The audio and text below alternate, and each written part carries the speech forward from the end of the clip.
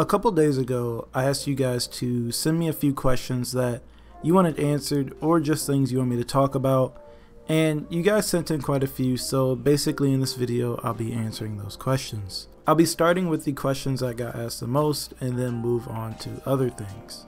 So starting things off, we've got a question that a bunch of you asked, and I see it all the time on Reddit and in comments, and it's regarding frame rate and light spam.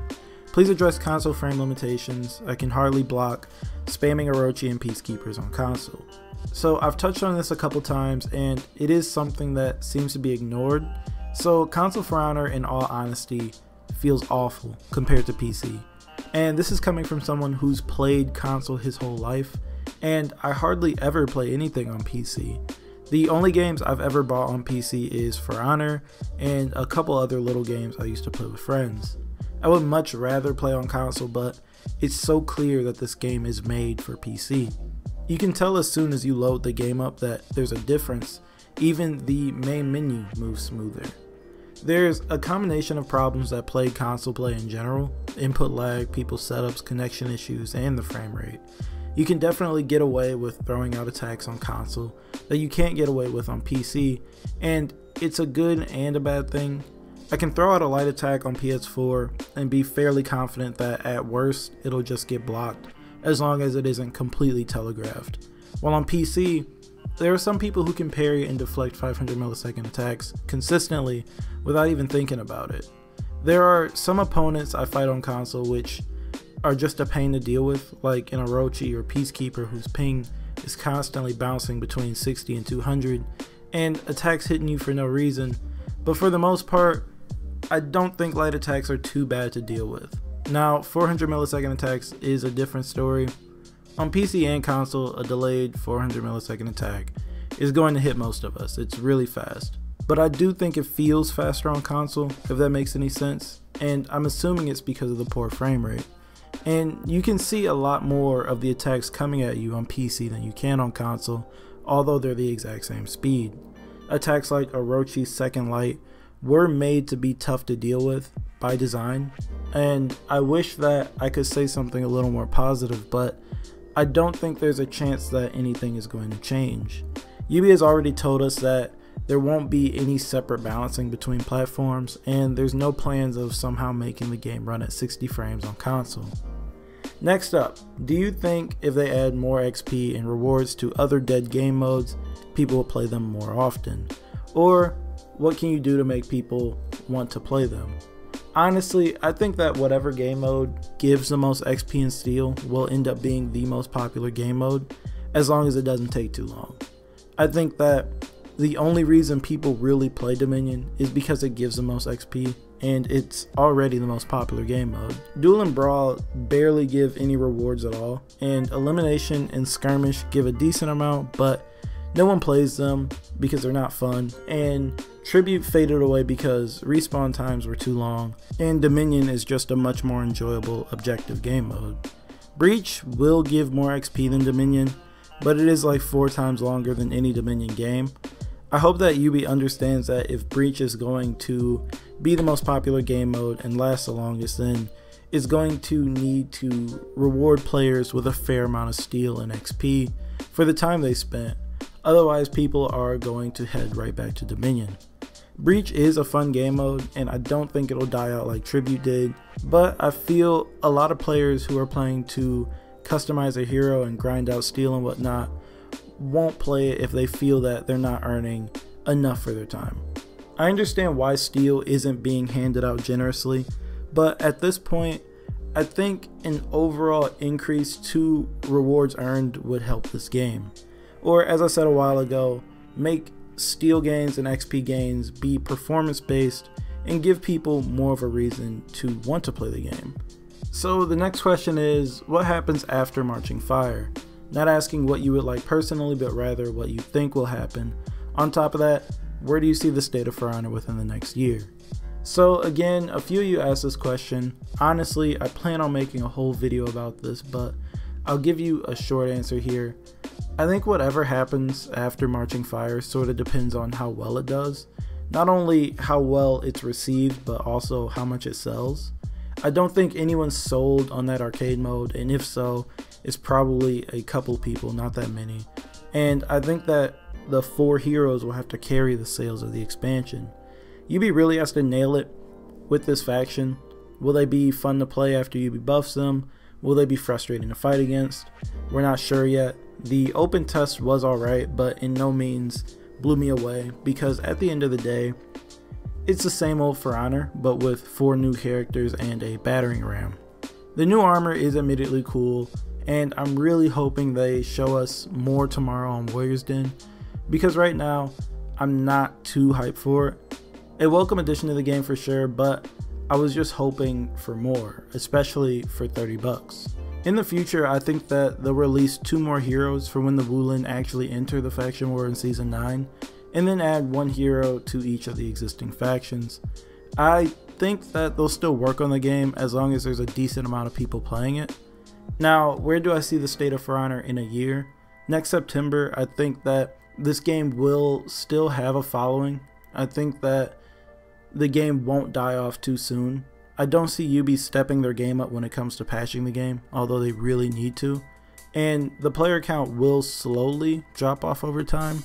I know that UB wants to keep this game going on for years as a live service type of thing, and new content is definitely needed to keep the game fresh and bring new players in, but you also have to care for who's already here, and almost all of us agree that you gotta give us more frequent updates to the game and work on these weaker heroes.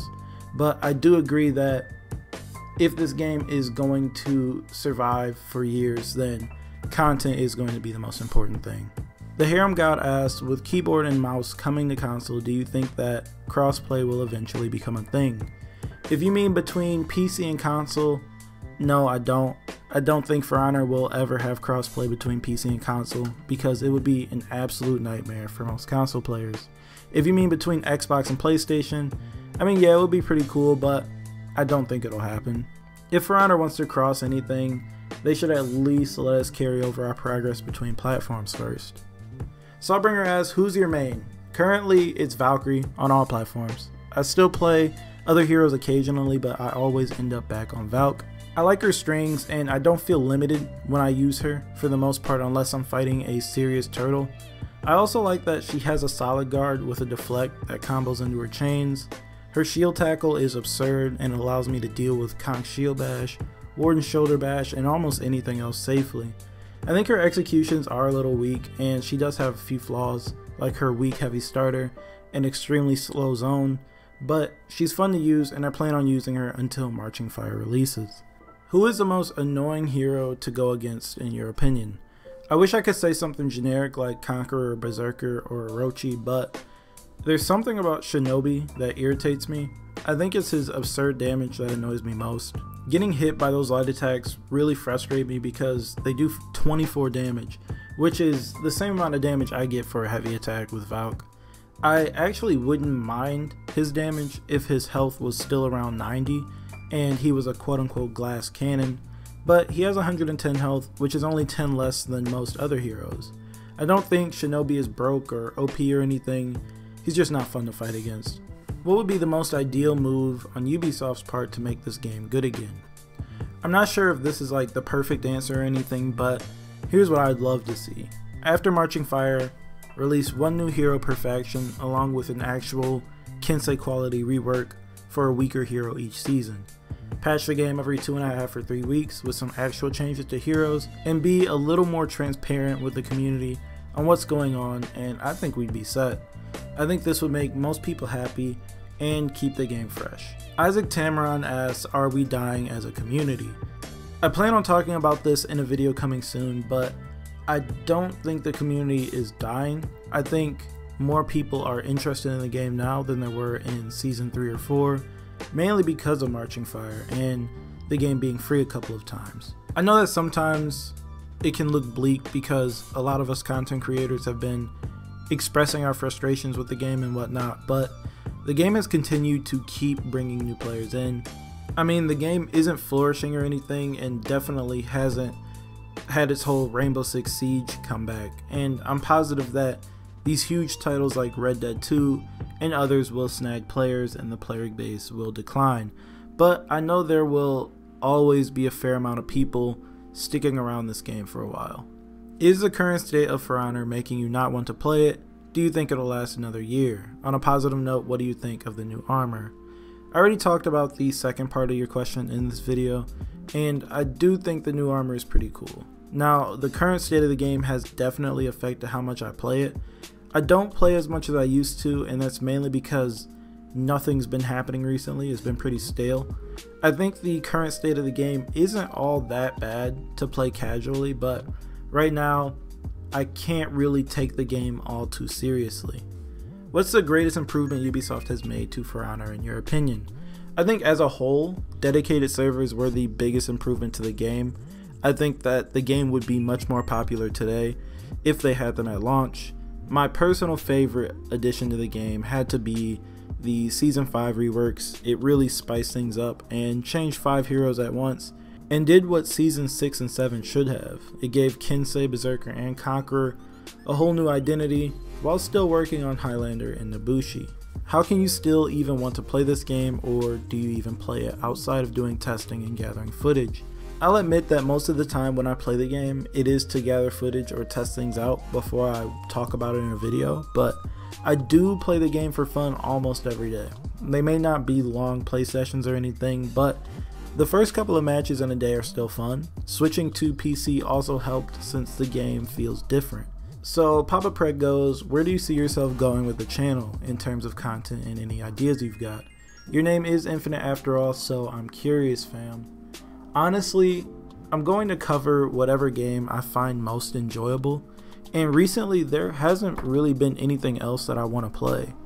I'm sure that with all these games coming out soon, I'm going to find something that I really like playing, and will upload content of that game as well. But I don't think I'll just drop For Honor entirely unless Ubi just stops supporting it, or the game gets to a point where I won't even want to touch it anymore. Anyways, that's all I got for this video. There was no way I was going to answer all of those questions. If you liked the video, let me know by leaving a like, and hopefully we can do something like this again, maybe once every month or two, so that questions don't get repetitive. As always, I do want to hear from you guys, so feel free to comment down below about anything we talked about in this video, and feel free to sub if you're new, and I will talk to you guys in the next video.